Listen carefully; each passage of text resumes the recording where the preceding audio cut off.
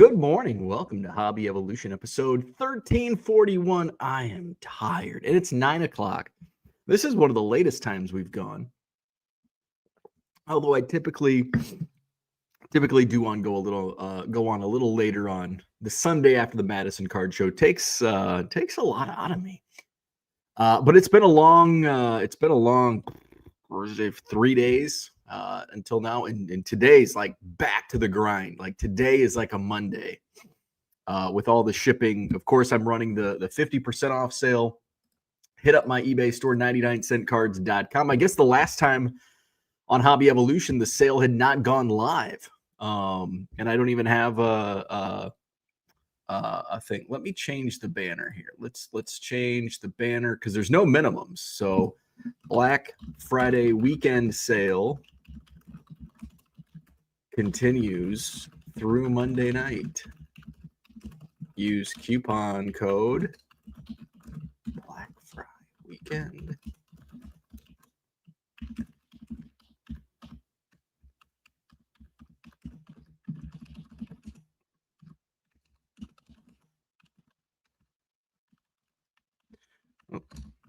All right, there we go. Let's scroll that puppy. There we go.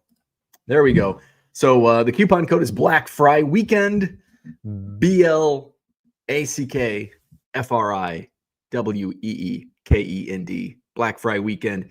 That's 50% off store-wide, and there's no minimums. It's not buy 7, not buy 10, not buy 20. You can buy one card for 99 cents, get it for 50 cents. So check it out, 99centcards.com. Black Friday weekend sale, which is putting me at a lot of orders to ship, but hey, that's the intent, right? So it's been a long weekend. And here we are, just a Sunday. I'm glad the Bears are not on today, so I can sit and ship all day long. But let's rip that Band-Aid off. And I have, because our last Hobby Evolution was Thanksgiving morning. Of course, later that day was the epic collapse of the Chicago Bears football team, and just a lot of conversations. When diehard Green Bay Packers fans are like patting you on the shoulder, like, man, now I understand why they were rooting for the Bears to beat the Lions. That's because it would help the Packers. But when they're like, I just feel bad for Bears fans. When Packers fans say that, oh, they're getting blown out. And Thursday morning, I'm like, as long as they play competitive, like, they don't have to win. At this point, it's not about wins and losses anymore. I wasn't at the point of let's just play competitively and lose, although it was getting close to that. I still like to win. Winning is fun. We are fans to win games. We are fans of our teams to win games, not to lose for draft picks. But sometimes that is what happens. So now I am. Now it's like, now I'm scoreboard watching. Bears currently hold the number 9 overall pick. Could go as high as, I think, the 5th, if like certain things play out today. So top 10 pick now. Few games left and tough games to play. Fortunately, although we probably have better chances to win, the spread's probably better for the Bears with a new coach. How about the Thomas Brown story? What was the old play movie, How to Succeed in Business Without Trying, where a window washer ends up at corporate in the corporate suite? There was kind of a movie in the 80s. Was it Michael J. Fox? Was he in it? An 80s movie, similar thing. Might have been called the same movie.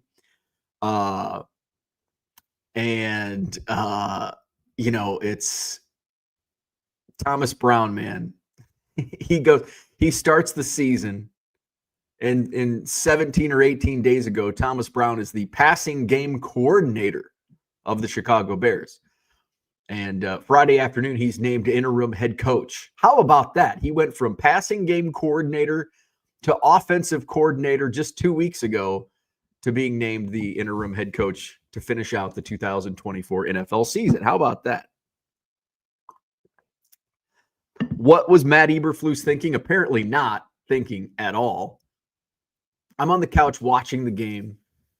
The house smells of wonderful turkey and stuffing and seasonings that go along with it. And I've got the Bears and Lions on TV. 33 seconds left. Bears down by 3 in field goal range. Caleb Williams gets sacked. Wasn't his fault. Did you see the offense? Have you seen any of the offensive line for the Bears this year? Oh, talk about a joke. What's worse, the Bears offensive line or Matt Eberflus? Secret to my success. Thank you, Zach. Bears have a timeout. 33 seconds left after the sack. It's now 3rd and long. You don't want to spike the ball. You can call an immediate timeout.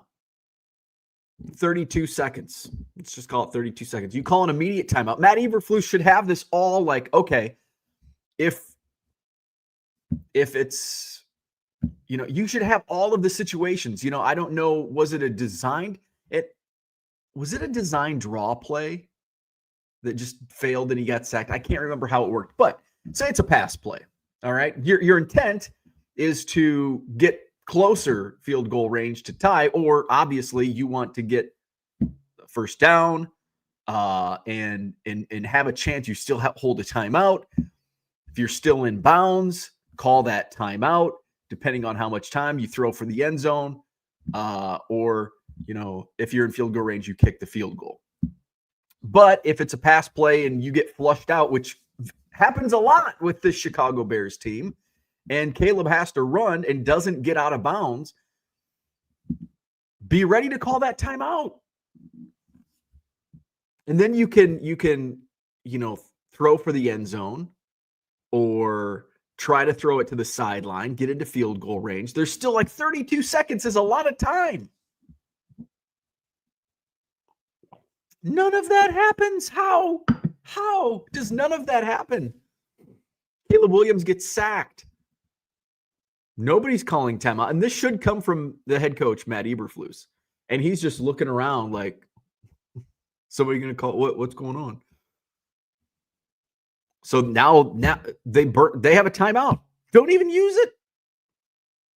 The sack put them out of field goal range, or they would have had to kick a really long one. So then they have to throw and complete. Game over. Game over. Like, what the fuck? Unbelievable. I'm still 3 days later, like, what happened? How does this happen in the NFL? High school football teams are more capable than this. I don't put any of the blame on Caleb Williams, and here's why. And I had a couple conversations about this yesterday. Some people are blaming, well, Caleb should have called a timeout. Caleb Williams is a rookie quarterback. And we don't know what he is told to do or not to do in these situations. And when you're a rookie quarterback, or if you're in the office and you're a new employee, there are things you just don't do. And it could quite possibly be that Caleb Williams in these 2-minute drills is not allowed, or is told the coaches call the timeout. If we have the game plan and that's not shared, whatever. But that's my thought process. I may be a little biased because I like Caleb Williams and I don't like Matt Eberflus as a head coach. I'm sure he's a great guy. I don't think he'll ever be a head coach in the NFL again, but maybe 5 years. The NFL has a short-term memory, so maybe in a couple of years he gets back on it. But I don't think Caleb Williams had the authority. I don't think he has been given that authority yet. I think by year 2 next year, I think he will have that. Well, and definitely maybe with a new coach also. He might have that authority now. Like Thomas Brown is like, hey, kid, I trust you. The other guy did. So it's going to be interesting to see how the Bears perform and play. And you could tell, you could tell in the last couple of weeks, the locker room was lost.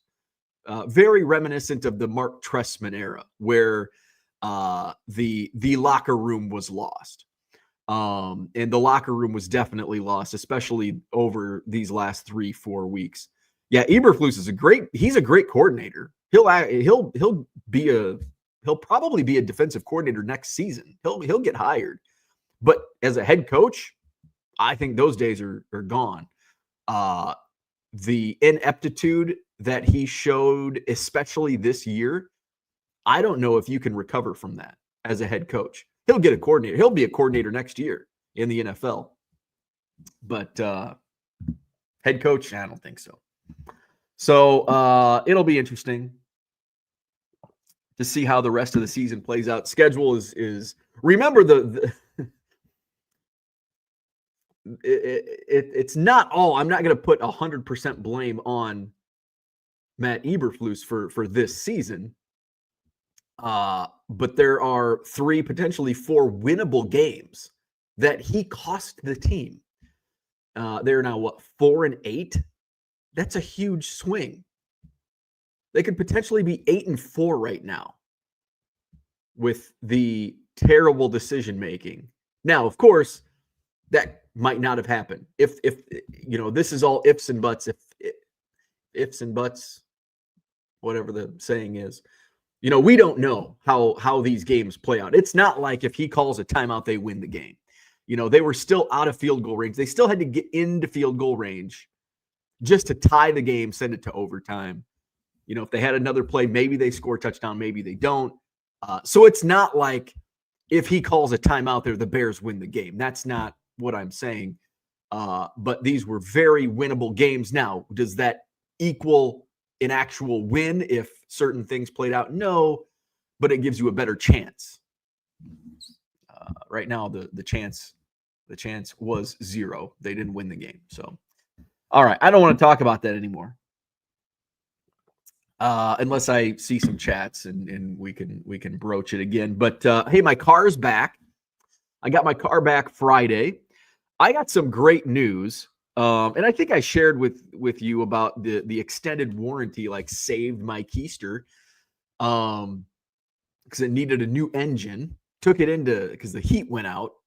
By the way, the heat works. Heat works. It works great. So I took it in for a new engine. Heat works. They text me on Friday morning and they're like, hey, there's one other thing. We're going through the final. And if I know dealerships and they do these things, and I don't know whether to believe them or not. At this point, I'm going to err on the side of caution and believe them that they're not just trying to take extra money from me, which could also be the case. But they said, we're going through the specs and your alignment's off and it's going to ruin the tires, blah, blah, blah, blah, blah, which is probably true. So they're like, this is another $150 on top of your current. I'm like, just do it. Just do it. Let me know when it's done. Just do it. So, and then I had to figure out a way. And they're like, it's going to be ready midday, which is perfect. My wife went down. Her and a friend went to go see some off-Broadway musical down at the Overture Center downtown. So she was leaving around noon.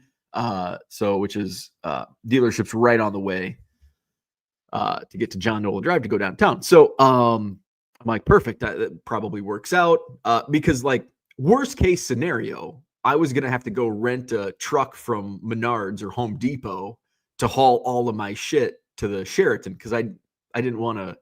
It takes a beating on my car, and I don't want to beat up my wife's SUV to haul these tables and signs down to the hotel. So that was worst case scenario. It's I'm going to have to hitch a ride to Home Depot or Menards. I think Menards rents trucks, rent a truck, come back, haul up all the tables, take them into the Sheraton. But car was done. My wife was able to drop me off.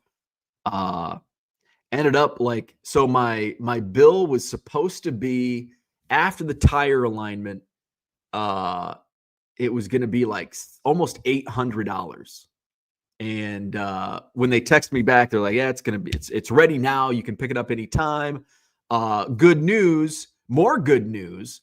The warranty company is tax exempt. So you don't have to pay taxes on their end of the bill, which dropped my price to $520. So I'm like, hey, this is It's an extra $300 I can spend. No, I'm not buying. We'll get into that. We'll get into the not buying.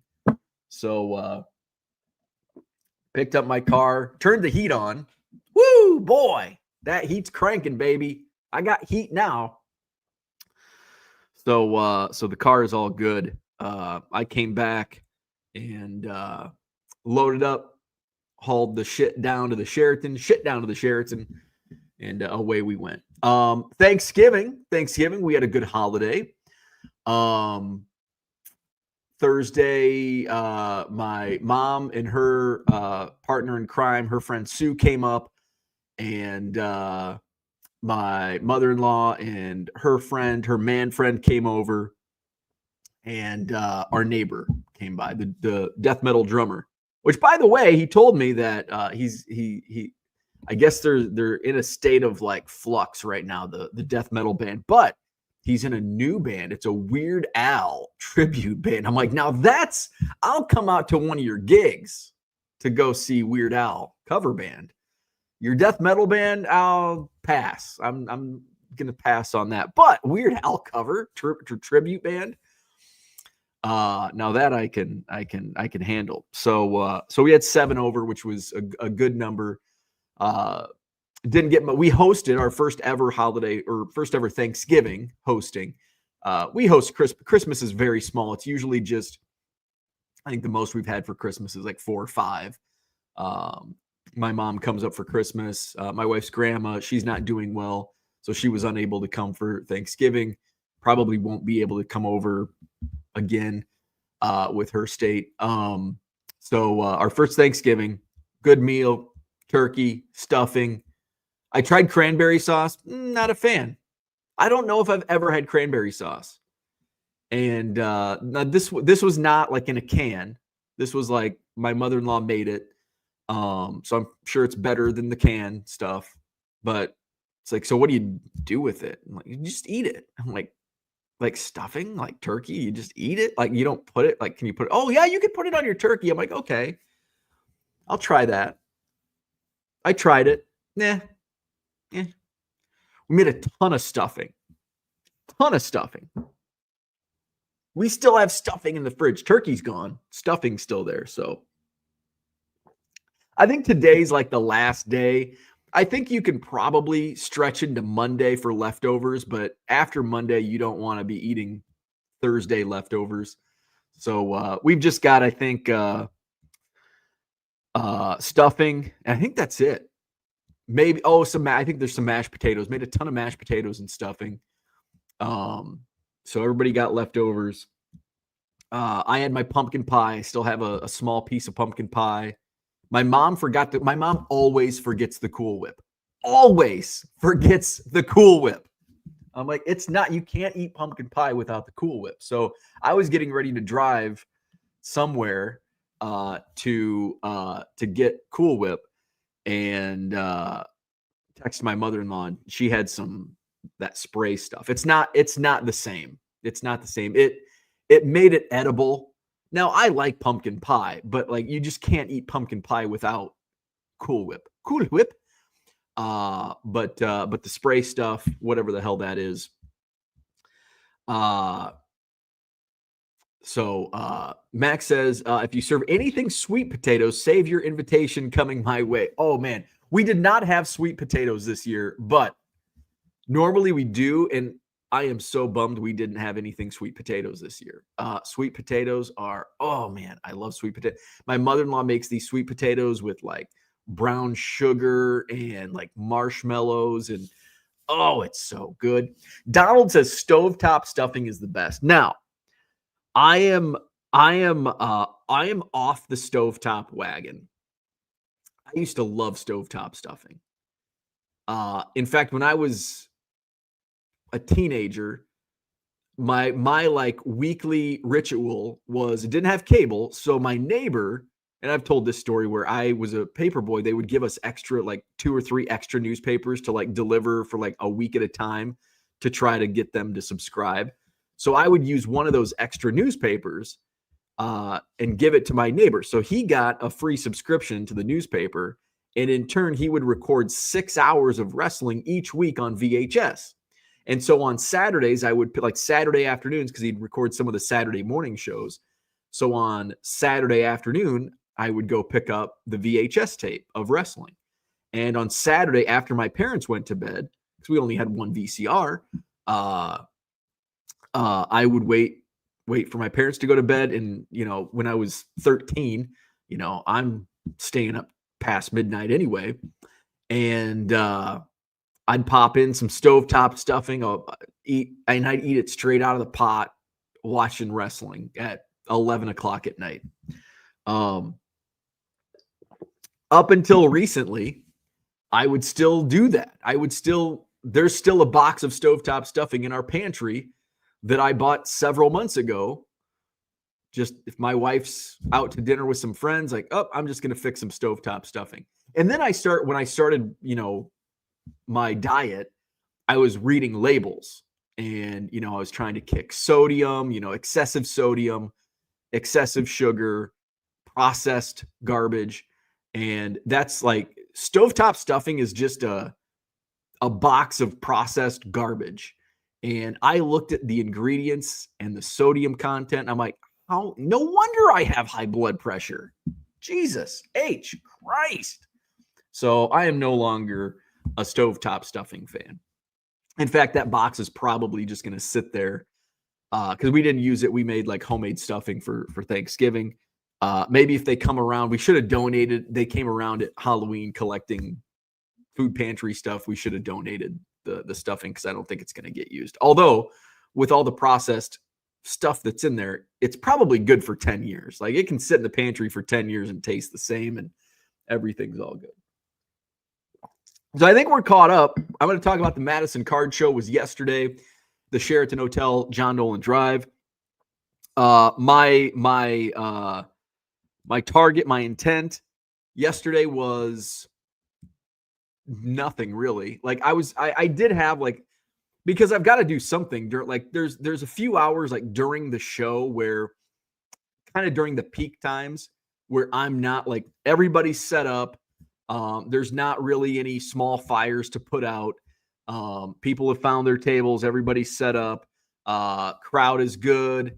So there's I'm not collecting fees until, around lunchtime. So during that time, I typically sit down and I'm looking through bargain boxes. Of course, I had some yesterday may have been the best bargain box show at the Madison Card Show since it ever. Had some great bargain box dealers, great bargain boxes. So guess what? I bought some stuff. Was not my intent.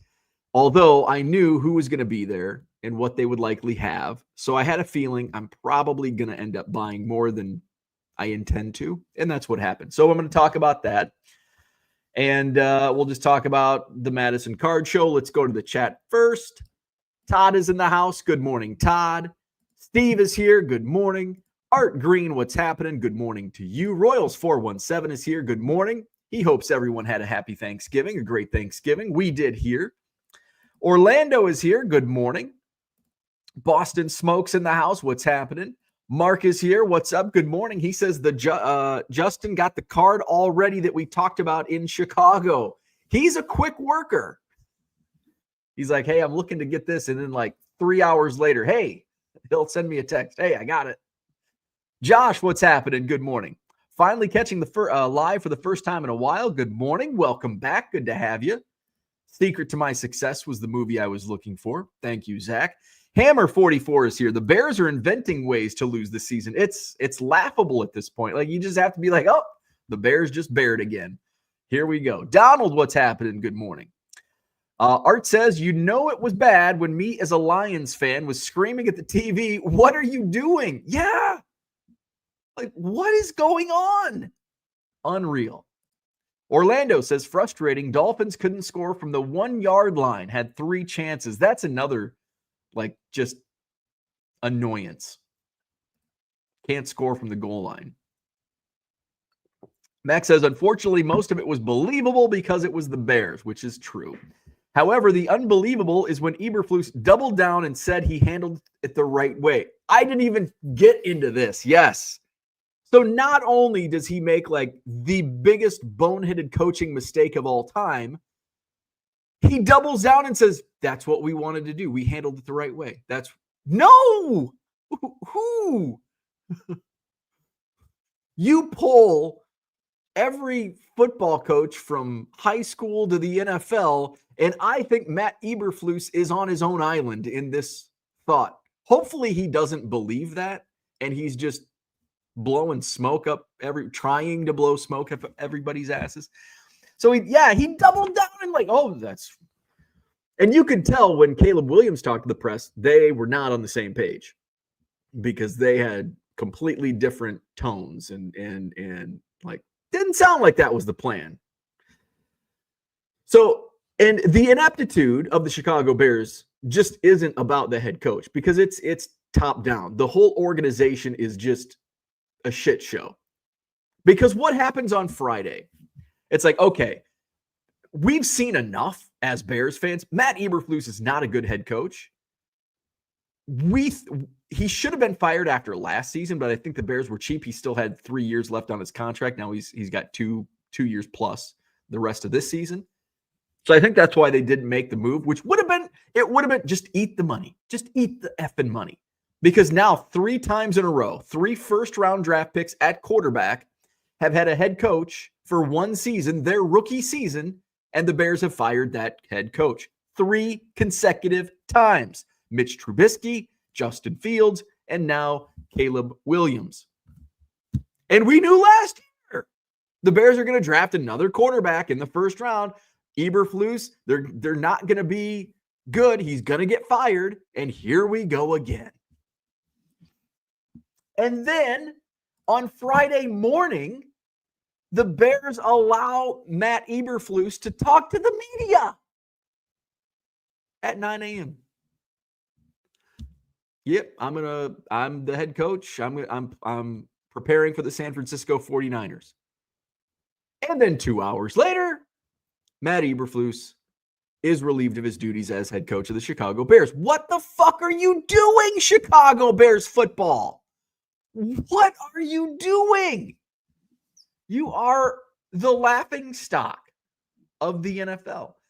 And it hasn't always been this way. The Bears, now the quarterback position in Chicago has always sucked. Now, there's been some times where it wasn't terrible. Jay Cutler got a raw deal in Chicago. Jim McMahon had some good seasons, obviously the 85 season. Rex Grossman didn't carry the Bears to the Super Bowl, but he was able to run the offense, and the Bears made it to the Super Bowl, 10 years ago? No, 15 years ago. Whatever that was, 2005, 6, whenever. I looked, and I'm going to talk about what I found on Friday, but I have it right here, and I posted this on Twitter because I'd never seen this before.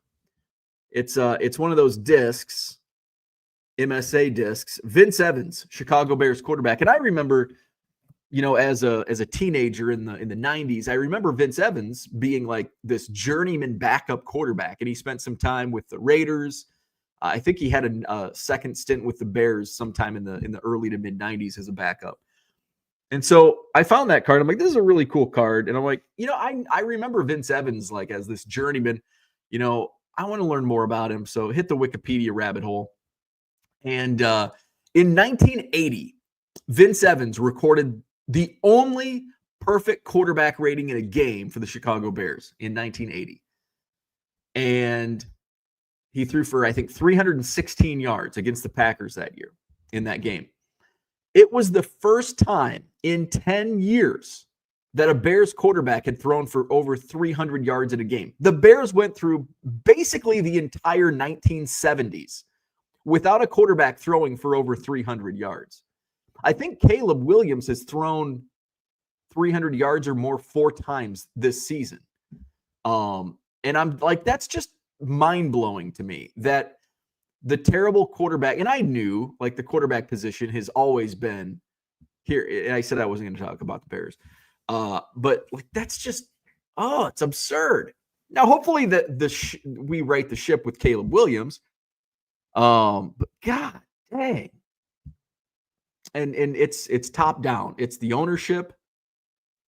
I don't know who's controlling the strings, but I don't think, people were blaming Ryan Poles like he should fire Eberflus. I don't think Ryan Poles was making any decisions on the firing of Matt Eberflus. I think this came from above him, whether it was Kevin Warren or the McCaskies up top in the ownership suite. But I don't think it's Ryan Poles, and that's not good. That's not good. When your GM can't GM, not a good position to be in as an NFL football team. Zach says, if players thought they could call a timeout, 11 guys could have. It's on the coach. Yes, thank you. Absolutely. Keenan Allen, veteran, didn't feel he could even call a timeout. Absolutely. Abso-freaking-lutely. Loose, yeah. He'll be a coordinator.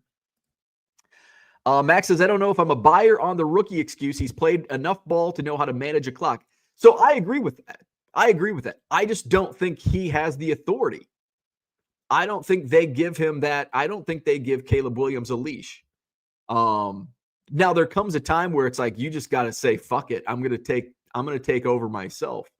And maybe this is a learning experience where it's like, okay, like you should have trust in your head coach to be able to make these decisions. But there are times, even with good head coaches, that sometimes the quarterback has to step in and he's on the field, he's reading the defense, he knows, or the clock, reading the numbers tick down. Hey, we have a timeout. I can use it. Cooter says, good morning, Mr. Willpower. Max says, what the heck do you need heat for? It's not even cold yet. It is officially cold. The pond is frozen. There are geese. I don't know if they're stuck. It looks like the geese are stuck in the ice. So the pond is frozen. That means it's cold. The only things that should touch on a Thanksgiving plate are gravy and whatever you put on it, sans dessert. The only things that should touch on it are, I don't know what that means. I love everything on a Thanksgiving plate. Also, if you serve anything sweet potatoes, save your invitation coming my way. Shane says, good morning. Sorry I couldn't make it to Madison. Good news, though. Storage locker is gone. Good riddance. It's like the passing of a torch. Shane getting rid of his storage unit, me getting a storage unit. Max says, sweet potatoes are garbage. Baby food consistency and taste like shit. Oh, I love. Now, don't take a bite out of a sweet potato, because if you did that, it would taste like shit. But if you put a bunch of stuff on it, like sugar, everything tastes good with sugar. I want my sweet potatoes to be sweet. Sweet potatoes are awesome. I love sweet potatoes. And you don't even have to, I'll bake a sweet potato, and I like sweet potatoes better than regular potatoes. If I had a choice, you want a side, you can have a sweet potato or a baked potato or mashed potatoes or au gratin potatoes. I'm going sweet potatoes. Sweet potato fries, oof, by far the superior French fry. Duke is in the house. Good morning. Heading back to Minnesota this week for December. Why? It's cold up there. Why are you doing that? Zach says, not even close to biggest boneheaded call of all time. Not handing off to Lynch in the Super Bowl and throwing is the floor. Cost Bevel a coaching job. He was the darling. That happened and never again. That was a bonehead move, yes. They need an owner that's actually alive, somewhere between a bag of bones and Jerry Jones. A bag of bones and Jerry Jones. But not to either extreme. I agree with that. Jody's here. Good morning. East Coast Tom says, Bears equal Buckeyes. Tom threw his Ohio State Buckeyes jersey away. What's up, Tom? Zach says, during that era, I don't think it was common for a QB to throw for over 300 yards. Let's see.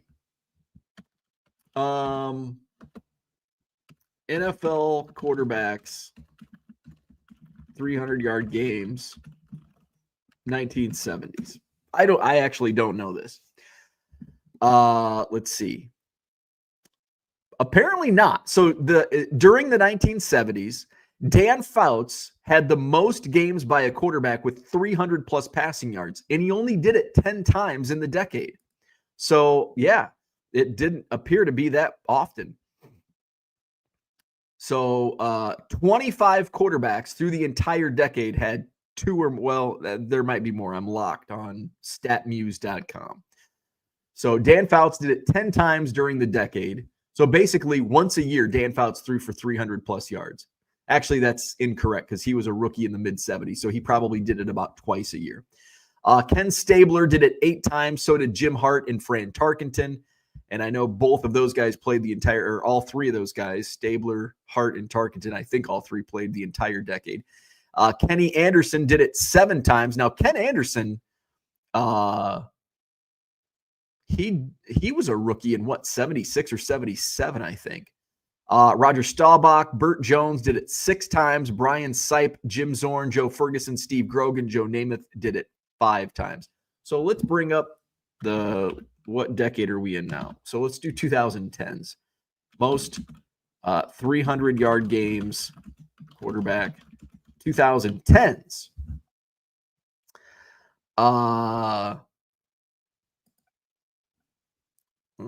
Here's StatMuse. All right. Wow. Oh, wait, this isn't accurate. Or is it? Maybe it is accurate. Oh, no, that's games played. Oh, wait. Since 2010, Drew Brees has the most games with 300 plus passing yards with 86 times.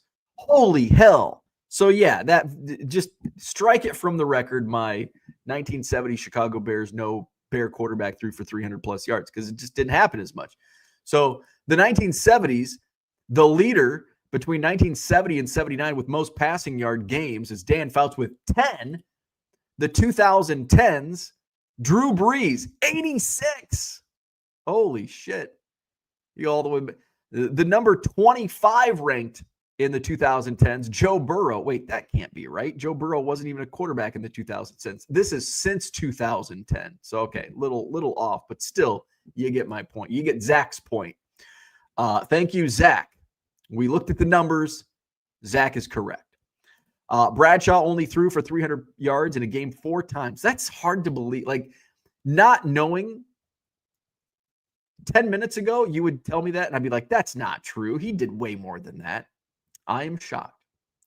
Tom says, especially when they had Peyton running 30 times a game. Absolutely. Odd Merchant says, Bears should bring in former Vikings. See, I know my football. I know nothing about football. I don't know who's in the Hall of Fame, and I don't know anything about 70s passing yards. So anything I say about the NFL, unless I have stats to back me up, just don't believe it. Like, oh, that's just Bo talking football again. He doesn't know shit. Odd Merchant says Bears should bring in former Vikings GM Rick Spielman. Guy was great at drafting players. You will at least have a team that will make the playoff every 3 or 4 seasons. I'll take a bag of bones or Jerry Jones. Max says you're an NFL QB that is clearly comfortable expressing himself through several means. Call a damn timeout. You're more important than the coach. Zach says Staubach only 300 career games. Stuke says Fouts had the most in the 1970s with 10, not as common back then. Air Coryell. Stuke says I'll order a loaded baked sweet potato at a steakhouse. I have never had a loaded baked sweet potato before. Of course, I've had loaded baked potatoes. If I see that on the menu, I am eager to try it, though. Max says, well, no shit, it wasn't common. It's because they turned around and handed the ball off 40 times. Games changed. Also the reason why an average running back career is like 2.7 years. Bargain Boxer says, if you had Walter Payton on the field, should you be throwing for 300 plus yards? No, but Walter Payton was also a rookie in 1976. So that's 6 seasons without Walter Payton on the field. Tom says Anderson. Ken Anderson was 71. See, I don't know football. I thought he was a rookie in like 1976. Hopefully, Ken Anderson gets the call for the Hall this year. So overdue, and I don't think he will. But again, I don't know football, so he might. Best quarterback to never win a Super Bowl. Dan Marino? I don't know. That's what Zach says, Dan Marino. John says Bo knows more about engines than he does about football, apparently. Tom says technically Dan Marino would be the best not to win one, but Ken Anderson was a stud in 2 different eras, before and after hitting the receiver downfield rule. Max says, word, I think that's widely agreed upon. Jim Kelly, more deserving than Dan Marino. McNabb up there too. Kelly took his team there 4 times. Marino, not so much. Always the bridesmaid, Jim Kelly. So there's our football talk. My expertise on the NFL. Madison Card Show was good yesterday. We had a full house, as expected. A great turnout, great crowd. I was really surprised. It was dead by noon, which I was not expecting that. Like it just like 9 to noon was like packed, and then noon just kind of petered off, just died off. Which I thought, going into the winter months, usually it kind of, the summer months, people tend to linger because it's warm. Or in the summer months, they tend to leave early because it's warm outside, want to get out.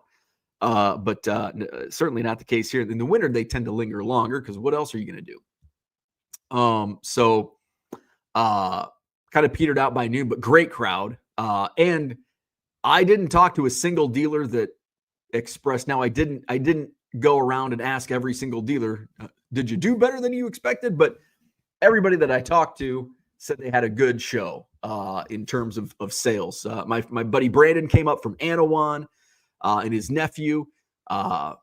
He had some cool football stuff. And by 10 o'clock, he says, I've already made more than what I was expecting. And I think he more than doubled what he was expecting to make for the day. So he's like, I can't do December, but I'm in for January, February, March. So he'll be back. Had some new dealers, and I've got a super long waiting list, numbering nearly 100 dealers.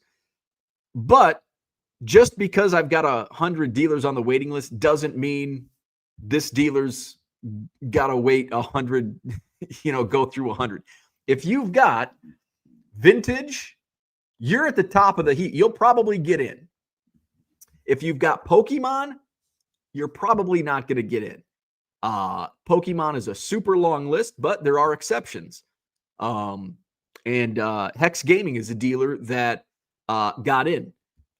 He's a Pokemon dealer, but he was able to fill a table at last second notice 2 months in a row. When you do that 2 months in a row, okay, I'm going to give you a spot because basically you saved an open table. So you're at the head of the line. I know it sucks for people that are 3 hours away and can't do that, don't have the ability to do that, but that gets rewarded. But I did get 2 dealers in that had vintage.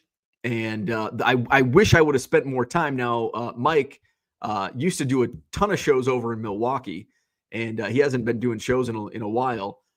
So he was back, and he had awesome vintage. He had pre-war, he had tobacco stuff, and he had my jam. He had low-grade tobacco cards.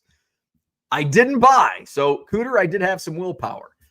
And then I didn't get to his – he told me he had some bargain boxes, and he had vintage bargain boxes, vintage football. At the end of the day, I'm going through and I'm like, God damn, I wish I was here earlier. So he's going to be back next month, and I'm going to be looking through his vintage bargain boxes next month, and really good prices on stuff. I had a Cap Ants and Allen and Ginter in a showcase yesterday at the Madison Card Show. No, I didn't buy that. I had willpower on that one. It was a PSA 1 miscut. $3,500 sticker price, which is unfortunately that's the going rate now for Cap Ants and Allen and Ginter cards. So that was cool to see. I don't think I'm pretty sure I haven't had one at the Madison Card Show. I've had 52 mantles a few times, Babe Ruth autos, Gaudy Ruths, but never a Cap Ants and Allen and Ginter. So that was cool to see in a showcase at the show. So we had, I had, basically just one no-show. I had a late cancel, but I had overbooked. And so the one guy that I'd moved to the late cancel spot didn't show up. When I texted him, we had miscommunication because he had a spot last month, but it was where a regular usually is. And I told him last month, I'll let you know if I can get you in. I wrote him in without confirming. That's on me. My fault. Tom was in the spot next to him, so he had stuff, and he's like, "Hey, I put stuff on that table." I'm like, "Yep, please, thank you." So I'd rather have that than an empty table. What was the other? I had a no show, but I had two. Then they were Pokemon dealers, and that's how you get in. You get a spot. You bring your stuff to the show. Again, I know not everybody has the ability to do that, and I tell them, like, there's a good chance that you won't have a table, but there's also a chance that there's something that opens up. And if you reach out, especially morning of, sometimes it might not be till 9 a.m. where I know, or 9:30, but still early enough to get a spot. Two guys were able to fill those tables downstairs. So good turnout. And a good show. I said I wasn't. I did not set up. I probably won't set up next month either. This month was kind of a game time decision, but I just expect not to set up next month. I don't know when I will set up again. Now, I will be setting up in St. Charles, Illinois next Saturday at the Kane County Fairgrounds. Love that show. I need to put some stuff in my bargain boxes. I need to fill up some new quarter boxes.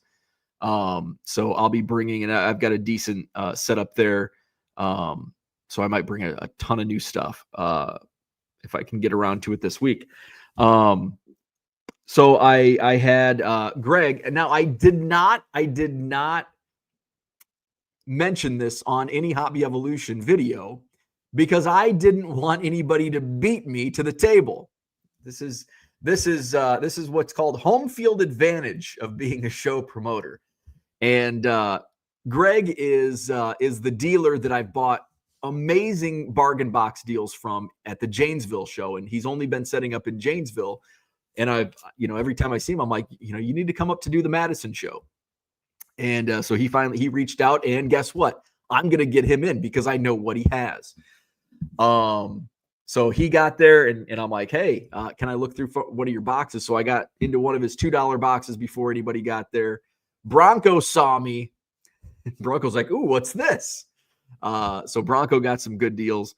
I think everybody got something good out of those boxes. I picked up a good stack. What's funny is I was going through, I just went around behind his table because there wasn't, after a while people caught on, there's like 5 people at his table. So I went behind his table and was looking through a dime box, and I built a huge pile of dime cards. I looked through his dollar box, and the dollar box, I pulled 2 cards out of the entire 5-row dollar box. And I think it was a 4-row dime box, and I had a stack. The dime box was better than the dollar box. Now, if the dollar box were dimes also, I probably would have picked out more than 2 cards. But at that difference, I didn't. So I got a nice stack of cards. I was pulling Otani inserts out of a dime box. Let's see if I can. Where are they at? I've got my stuff all mixed up. I pulled a Roshan Johnson rookie relic. This was out of the $2 box. Let's see. Try to find some good. I mean, these are all goodies. So I pulled a Ray. This was in a dime box. Ray Wave refractor, Bobby Witt Jr. Mike Trout insert. Juan Soto prism refractor. These are in the dime box. Topps Chrome Strokes insert, Mike Trout. Gunnar Henderson Ray Wave refractor. So these will probably go up in Tuesday night auctions. All etch Rushman.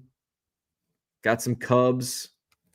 Otani in a dime box. So you can't beat that.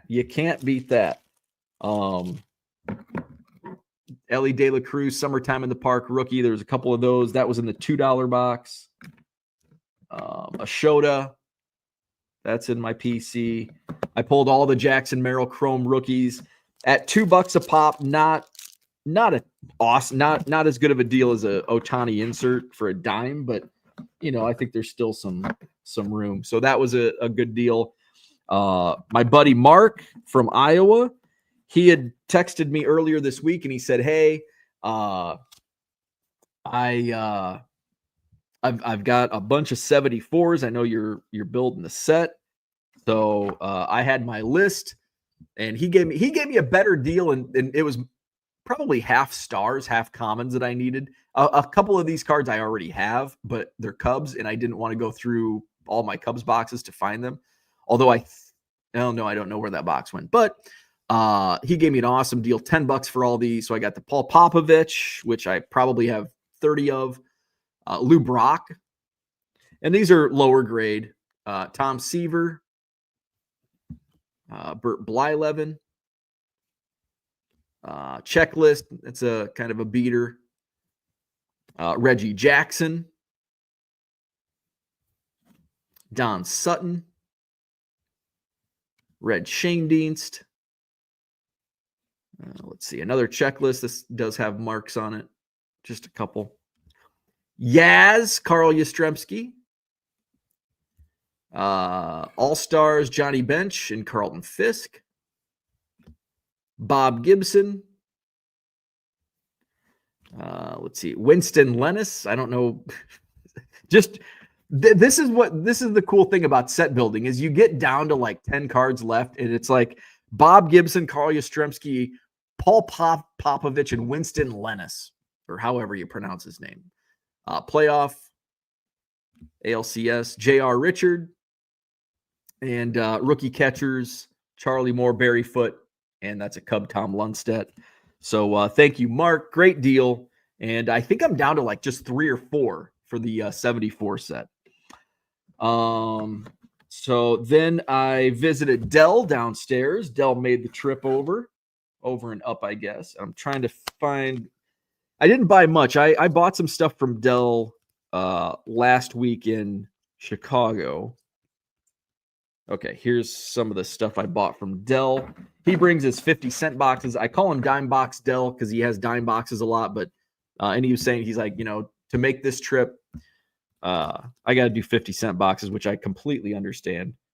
Oh, by the way, Bronco, thank you, Bronco, gifted me a Christopher Morel Topps Now card, which I don't think I have that. Get that logged on trading card database. So those, I bought more than this from Dell. Let me see. I got these all mixed up. So this was in my cherry. These are my cherry picking. And then I'll tell you what else I bought. I had stacks with like 4 dealers, I think. And I just kept popping over from. I picked up a Caleb Williams. This was out of the $2 box. Caleb Williams Prestige rookie.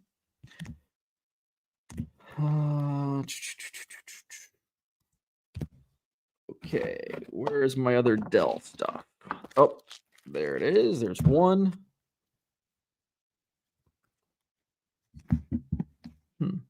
Maybe the other stuff wasn't sleeved. Okay, that's going to Mike. All right. So that was Dime Box. Was any of this? That was Dime Box. Huh. Maybe this is all I bought from Dell. Maybe I didn't buy much from Dell. Thought I did. Thought I bought more. Huh. Well, this is what I found. I know there's more. I just don't know where it's at. Huh. So I saw this at a show several months ago. Dell had a bunch of minor league team sets, and I kind of hitting myself for not pulling the trigger on more of these. But I did not have these logged on trading card database. It's a Winston-Salem Spirits team set from 1992. So I did get that logged last night on TCDB. These I got out of the 50-cent box from Dell. This is Topps Heritage Classic Renditions, Frank Thomas. Pretty cool card. What's up, James? I'm doing some show and tell on what I pulled out of the bargain boxes yesterday. 81 Topps. Topps traded Dave Winfield. That's a good card for 50 cents. Another Frank Thomas Bowman Heritage. I'm going to try to knock John Keating off the Frank Thomas TCDB. Baseball Rookie of the Week. These were cool. I think these were Walmart exclusives in Topps back in 2006. Cal Ripken. Michael Renicke's here. What's happening? Here's a Luca Tresh Prism Draft numbered out of 50. And then this is only what? So the 1, 2, 3, 4, 5, 6. That's only 6 cards. I bought more. I thought I bought like 15 or 16 cards from Dell. By the way, East Coast Tom hooked me up with some minor league Cubs schedules. 2007 Tennessee Smokies. I think that's... Nope, I have no idea who that is on the cover. Daytona Cubs, 2007. Boise Hawks, 2007. Rockford Cubbies, inaugural season, 1995. Pete Crow Armstrong on the cover of this year's Iowa Cubs and South Bend Cubs.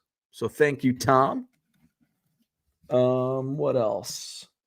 So I showed off some of the dime box finds.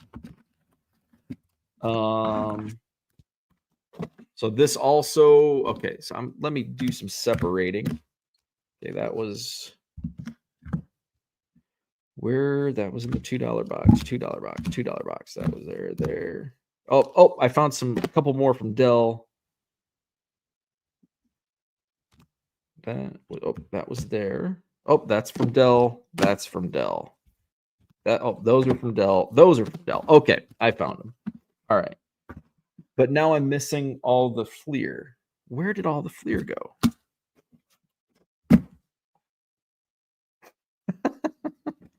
Am I going crazy? Where did all the 86 Fleer basketball go? Huh. Anyway. All right. So these were... I got stacks every... Okay, so this was the rest of what I got from Dell. Colton Cowser, Stadium Club rookie, 50-cent box. Adley Rushman, red foil from Stadium Club. Mike Trout insert. Bobby Witt Jr. insert. Ricardo Cabrera Chrome Pro Debut, numbered to 99. Green foil Pro Debut Dominic Keegan, numbered to 99. Rick Ankiel, this is Pacific Gold Crown die cut. I'd never seen these. Anytime I find like 90s inserts, 2000s inserts that I don't see on a regular basis, I go through a lot of cards. I'll pick them out, especially for 50 cents. And here's a Cooper Kinney Prism numbered to 99. So those I got from Dell. Oh, here, the frickin' stacks over here. So there might even be more. All right, so let's see. I'm like, yeah, where's all my shit? All right, so there.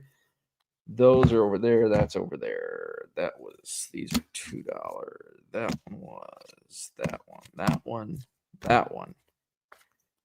So we'll go back. Oh, more of the Jackson Merrill. Oh, got to get that on TCDB. That one. That one. That one. That one. That one. That one. That one. There. I think Rosman Verdugo came out of the 50-cent box also. This is numbered to 150. Hung out with him at spring training, ripping some packs. Where did he came out of Craig's box? Okay, so there. All right, so this is the rest of my $2 finds out of Greg's boxes. A couple of Summertime in the Park, Ellie De La Cruz, Shota, Rookie Rush, Jackson Holiday Refractor. Let's see. Tyson Bagent Select Die Cut Rookie. This is numbered to 399. I'm a sucker for Bears. I'm going to sell them, but I love having them for a brief time. This is a Die Cut Patrick Mahomes. This is for the PC. Dylan Cease, numbered out of 399. So I got to get that added to TCDB. I showed the Caleb Williams rookie. Sam Laporta rookie relic for the Lions. Jackson Holiday Topps Chrome rookie. Can't beat that out of a $2 box. Bowman Invicta Reggie Crawford. Atomic Refractor to 150. Aiden O'Connell, who I think is now starting for the Raiders. Is that correct? Rated rookie. I actually got 2 of the Roshan Johnson rookie relics from Optic. Let's see. A Jaden Reed from the Packers, rookie relic. Shota Bowman Sterling rookie for the PC. Nazan Zanatello, Red Sox autograph. Every Jackson Merrill rookie that I found. 2, 3, 4, 5, 6, 7, 8 of them. And then a Tommy DeVito Prism rated rookie. Blue Prism rated rookie. So those were all out of the $2 box. Those over there. And then my buddy Craig, who's right behind Max, he had, when he first had his boxes up, I start looking through and I see 86 Fleer basketball in his $4 boxes. And I will buy the shit out of 86 Fleer basketball. These are in pretty good shape. So I think there's 19 of them total. Jim Paxson, Cliff Robinson, Cedric Cornbread Maxwell. There's 2 of them. Lewis Orr of the Knicks. I think I actually just sold. I picked some of these up in at the Dallas show and sold a few of them already. Mark Aguirre. I think I sold a Mark Aguirre a couple of weeks ago. Purvis Short. Sadale Threet. Sidney Moncrief. Dan Roundfield. Mike Woodson. Kevin Willis. Jay Vincent. Tree Rollins. A couple Rodney McRae's. And another Dan Roundfield. James says, still shocked you left Ellie's and Holidays and Merrill's. I didn't. I didn't go through all the boxes. The box that you found those in, I had not touched. So I think I got called downstairs and Bronco was in one of them, I think. And yeah, so like, because I saw you like an hour after I was there. I did not go through every box. So I did not leave them. If I saw the box, believe me, they'd be in a stack right next to me. And then also from Craig, he gave me a great deal. This is a gold wave or something, gold refractor, numbered out of 50. I've noticed gold refractors sell really well. T.Y. Hilton autograph. So these are all going to go on auction at some point in the next few days. RPAs, if I can get RPAs under $5, I'm pulling the trigger. Sometimes I win, sometimes I lose. Paris Campbell Colts RPA number to 149. Jarius Norwood RPA for the Falcons number to 999. Gary Jennings Jr. of the Seahawks RPA. Let's see. Easton Stick RPA numbered to 249. Naheem Hines of the Colts, numbered out of 75. Let's see. Zach Mettenberger, Topps Fire RPA, numbered to 500. And was this the deal of the day? A Will Greer RPA for $3. Can't beat that. For the PC, Parker Chavers, First Chrome Refractor Auto. And this card, I didn't know what it was. But it was a Gronkowski rookie. And so I'm like, I'll pull a Gronkowski rookie for $3. And so Craig, as he's going through, he goes, hey, I just want you to know there's a big corner damage on this one. And I'm like, oh shit. And he's like, but it's an $80 card. And I'm like, oh, well, then a corner ding, it's still probably going to get 20. So I forgot to look this up last night. So Craig's an awesome dude. I mean, he's the most honest dealer I've ever met. Topps Tribute. I'm not saying other dealers aren't, but you know what I mean. Topps Tribute Gronkowski. Great guy. So, I mean, let's look up sold. So those are serial numbers. Gronkowski tribute. Ooh, that one sold at auction. That's what I planned on doing for $550. Got one bid. Let's see. Those are all serial numbered. I don't see any others. Let's go. So not many sold. I don't think this one's numbered. It is not. Let's see. Sometimes you take a chance if it sells for $5 or $6. And that's happened quite frequently with me. So here's one. It says bad condition. Check picks. Listed for $10. So we'll put it at auction. Let it ride. See where it goes. Topps tribute on ComC looks $30 to $40. So still for $3, we'll do okay. So then I get a text from Jeff. Great deal. Love having Jeff up. He will not be at the December show. But Jeff set up yesterday, and he's usually on the back wall and has bargain boxes. And so he sends me a text, and he goes, do you want the rest of my baseball bargain boxes for $400? And there's 7 of them. They're jam-packed. 7 4-row boxes, jam-packed. So I look through them, see what's in there, see if I can do anything with them. Run the numbers. Okay, figure there's 2,000 cards, probably a little bit more than 2,000, but 2,000, do the math. It comes out to like 2.8 cents per card. I can work with that. So I brought home 7 monster boxes of baseball. That'll help me. That'll give me some more like basically already ready quarter boxes for next Saturday. So I'll get those, and I've got other stuff as well. Oh, and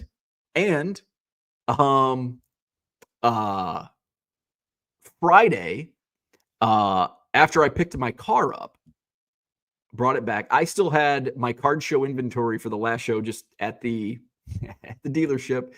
I had 2 boxes from Goodwill still in the back seat, and one of the boxes was just had an open top, so I could see it's just all junk wax. So I brought that in.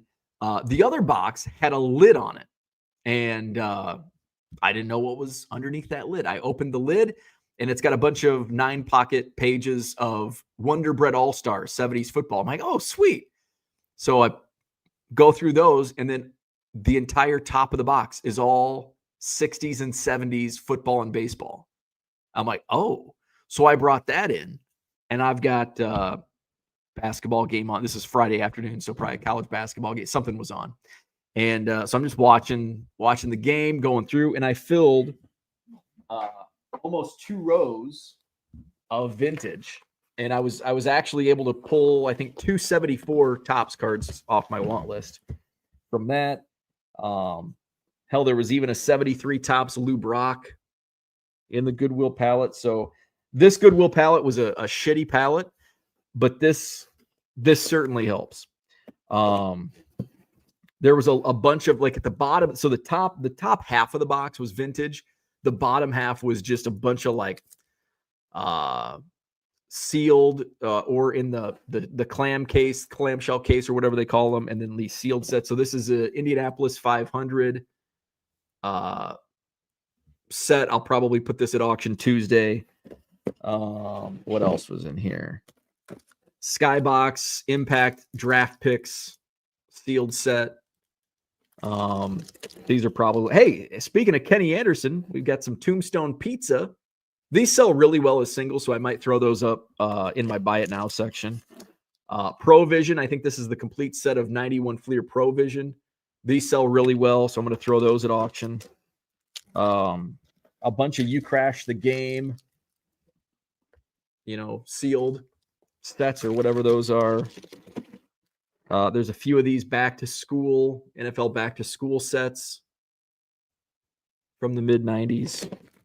That one's this one's sealed in the plastic. Another one. Masters of the Gridiron sealed set. Fleer Ultra Performers. What else? This is a perfect time to find this. A Santa Claus set. I think these only go for like 10 or 15 bucks, but that's going to go at auction. This was a cool find. Steve Young autograph. And it's hand numbered on the back, and it's in this sealed case. There have been others that have been sold and listed on eBay, so I'm pretty sure that's a legit auto. Here's another back to school football set. Might sell those and buy it now as singles. You got the box set, baseball playing cards, Dick Tracy unopened pack. So just some random stuff. Tombstone baseball unopened set. So just some random stuff in there. So that really helped the Goodwill pallet go a little, profit will go a little faster. Let's go to the chat, and then I'm going to sign off. I've got some coffee to drink and some orders to ship. Let's see. I think we're talking quarterbacks up here. Stuke says Bears also had Bobby Douglas rush for over 900 yards in a season. Marino had incredible numbers, but terrible defensive teams. Yeah, he had Mark Super Duper and Mark Clayton. Tarkenton used to be really big deal back in the day, not thought of so much anymore. Tarkenton held the all-time passing yardage record for a long while. Tarkenton could run. Marino could barely walk. Max says, you're welcome for Hex and Jake yesterday, by the way. Just cutting my own throat every show. Who's Jake? Which one is Jake? Or Jack? There was a Jack that got bumped into the show. Like, hey, if you want in, just bring your shit. Word says 1973 is toughest NFL set. 65. Keating saying Caleb has a feminine name, but a stand for Fran. Makes sense. 72 football high numbers make that set toughest. Word says tough to acquire maybe, but tough in high grade. Orlando says 65 tough in high grade due to size. Yeah, the old tall boys. I think there's a 65 in here. I had a couple in the Goodwill pallet. Ed Hussman. And then a basketball tall boy, Pat Riley. Is this a Pat Riley rookie? I don't know if he had cards earlier. It's a beater. Where are we at? Zach says 1991 Pro set is tough. The Master set is Alamo impossible to build. You have to have all the corrected cards. Only the 1% of the 1% have the means to pull that one down. Word says really. Word says centering of the 73 set is extremely bad. 74 Seaver, nice card. Merle took a real estate class from Tom Lundstedt. He sent me a message. I had blogged about, he has a card in a minor league set that I had that I blogged about, the Wichita Arrows. Was it the Arrows? I think it was the Arrows. And he sent a nice message.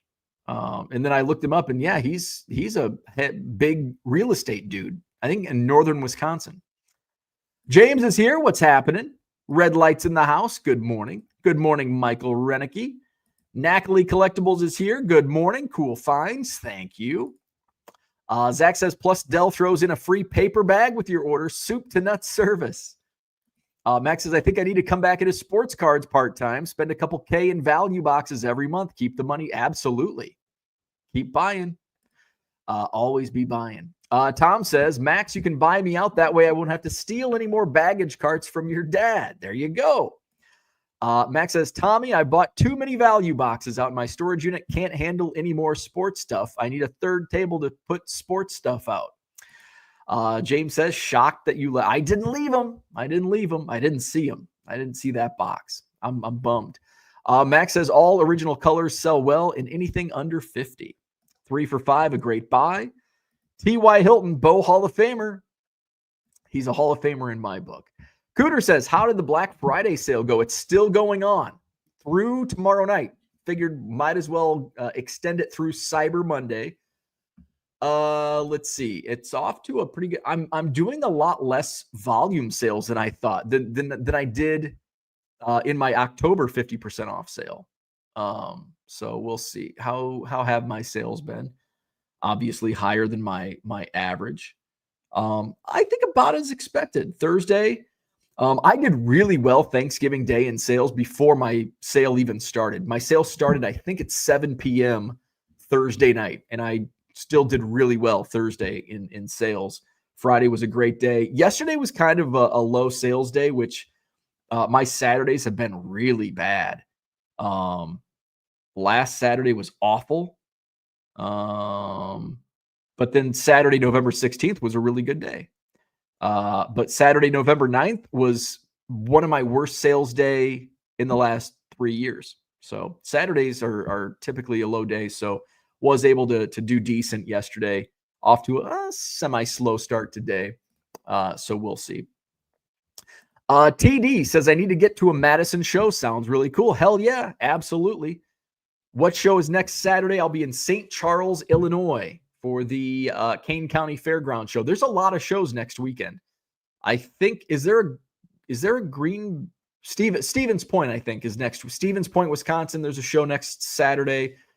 Oak Creek, which is Milwaukee. There's a show on Saturday, and St. Charles, Illinois, Chicago suburbs. But I think all three of them will do really well. They're all, 2 hours apart or more. There you go. Tom says Oak Creek, Stevens Point both have shows, and I'll be down in St. Charles, Illinois, at the Kane County Fairgrounds. Max says Jake, same difference, but yes, coached both. There you go. Max says, Tom, you coming to Stevens Point again? Merle says, anyone else think Caleb dragged his ass and didn't call a timeout to get Eberflus fired? No, I do not think that. Tom is not going to Stevens Point. Merle says, I just finally opened the cards I bought from you from the October sale. Lots of Kurt Warners for the PC. Thank you. I appreciate that. Max was excited there for a second. Donald says, and there's a show in Pekin, Illinois on Saturday as well. So there you go. So if you're anywhere in Illinois or Wisconsin, there's going to be a show within a couple-hour drive or less. So I'll be in St. Charles, Illinois, Chicago, far northwest suburbs on Saturday, December 7th. I'll have new bargain boxes out on Saturday. I will not be in Janesville on the 14th. My wife will be going down to Florida with her mom. So we will do the Couch People Christmas party, but I will not be at the Janesville Card Show on Saturday, December 14th. But I'll be in St. Charles next Saturday. And then, of course, the next Madison Card Show, Saturday, December 28th. Looking forward to another big show on the 28th in Madison as well. So that's what I had. I've got to go get some orders shipped out. I also need to bring in my 7 monster boxes that I bought yesterday and get those, start going through some of those. I do have auctions running in my store as well, 99centcards.com. The next round of auctions end Tuesday night. Of course, we stream those live here on this YouTube channel at 7 p.m. Central. I think I've got over 400 auctions running right now. Over 100 end Tuesday night. I think I've got 150, 200 ending Wednesday night, and maybe 50 ending Thursday night this week. Didn't get any scheduled for Friday, Saturday. But I am going to try to get some auctions listed tonight. So follow my store, 99centcards.com. And don't forget 50% off, and there's no limits. There's no minimum quantities for that discount. 50% off. If you just want to buy a 99-cent card and cause me to lose money, you can do that. And I'm okay with it. So shop 99centcards.com. The coupon code is Black Fry Weekend. It's scrolling at the bottom of your screen. Black FRI Weekend. And that coupon code is good through tomorrow night. Through tomorrow night, I believe it's 7 p.m. Central Time is when the coupon code expires. So going through Cyber Monday. So Black Friday weekend sale, 50% off. You want one card, you can buy one card, get 50% off with that coupon code. If you want to buy 100 cards, same. Use coupon code Black Friday Weekend. 99centcards.com. One last comment. Merle says, I need to reorganize and rearrange my boxes of cards on my shelves. Hundreds of thousands of cards that need to be moved. Not looking forward to it. No, I never look forward to that either. But sometimes I go through boxes and find stuff that I didn't know I had or forgot I had, and that makes it fun. All right, hit the like button if you haven't already. Subscribe to the channel. Take advantage of my Black Friday weekend sale, 99centcards.com. Have a great Sunday. We'll do this again tomorrow morning, 7 a.m. Central. See you then.